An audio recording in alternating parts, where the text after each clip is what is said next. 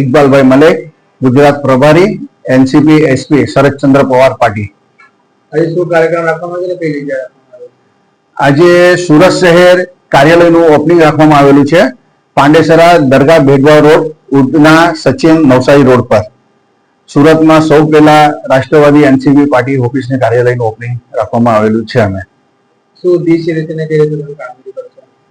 હવે આવનાર દિવસોને ધ્યાનમાં અમે રાખી ને જે પણ જનતાની સમસ્યા છે એના ઉપર અમે ધ્યાન રાખીશ ને એની સાથે અમે કામ કરીશું જનતાની સાથે। સુરતમાં ઘણી પાર્ટીઓ એક્ટિવ છે, તમારી પાર્ટીમાં કઈ રીતે કામ કરશો? અમારી પાર્ટી પહેલાથી એક્ટિવ હતી, અત્યારે ખાલી સિમ્બોલ અમારું પાર્ટીમાં ચેન્જ થયું છે ને અમારી પાર્ટી પહેલાથી જે કામ કરતી આવી છે ને આજે પણ કામ કરે છે ને અત્યારે પણ હવે કામ કરવાની છે। એવા કયા મુદ્દાઓ છે જેમાં કામ કરશો?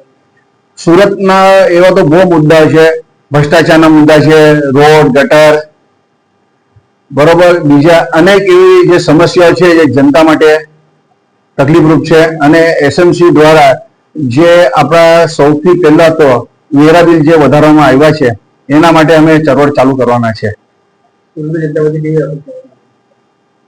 સુરતની જનતા ઉપર અમને પૂરો ભરોસો છે કે એ પાર્ટી અમને 2000માં સાથ સહકાર આપેલો હતો ને અત્યારે પણ અમને સાથ સહકાર આપશે, કેમ કે અમારા પવાર સાહેબ જે રાષ્ટ્રીય અધ્યક્ષ છે એ એકદમ સાફ સુથરા અને ન્યુટ્રલ માણસ છે ને એમની પાર્ટી સુરતમાં ઓપનિંગ થઈ છે તો એ બધી જ જનતાના લોકો અમને સાથ સહકાર આપશે। સંજય સોનોને, એનસીપી એસપી રાષ્ટ્રવાદી કોંગ્રેસ નેશનલ પાર્ટીના સુરત શહેર પ્રમુખ તરીકે મારી નિમણૂક કરવામાં આવે છે। શું કાર્યક્રમ રાખવામાં આવે છે? આજે અમારા પાર્ટી કાર્યાલયનું ઓપનિંગ રાખેલ છે, સુરત શહેર મુખ્ય કાર્યાલયનું। કઈ રીતની કામગીરી શું આયોજન છે? અમારા પાર્ટીમાં જે જૂના જાણીતા કાર્યકર્તાઓ છે તે અમારી પાર્ટી સાથે જોડાવે અને અમુક જોડાવી ચૂક્યા છે।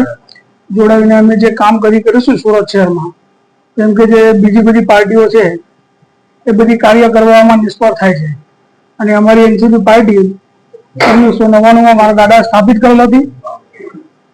આજે અમારા વડીલ તરીકે હું એમને માનું છું, ઇકબાલભાઈ મલિક જી, એમના આશીર્વાદથી આ પાર્ટીની સ્થાપના મને કામગીરી સોંપવામાં આવેલ છે સુરત શહેરની। તે હું નિષ્ઠાપૂર્વક કામગીરી કરીશ અને એનસીપીનો ઝંડો મ્યુનિસિપલ કોર્પોરેશનની બિલ્ડિંગ પર અમે લહેરાવીશું। બીજેપી સામે એનસીપીની કઈ રીતની કામગીરી છે? બીજેપીના કાર્યકર્તાઓ છે કે બીજેપીના કોર્પોરેટરો છે કે એમએલઓ છે તે બધા કાર્યક્રમોમાં નિષ્ફળ રહે છે। અમારા જે કાર્યકર્તા છે હજી સત્તામાં નથી, છતાં અમારા કાર્યકર્તાઓ ડોર ટુ ડોર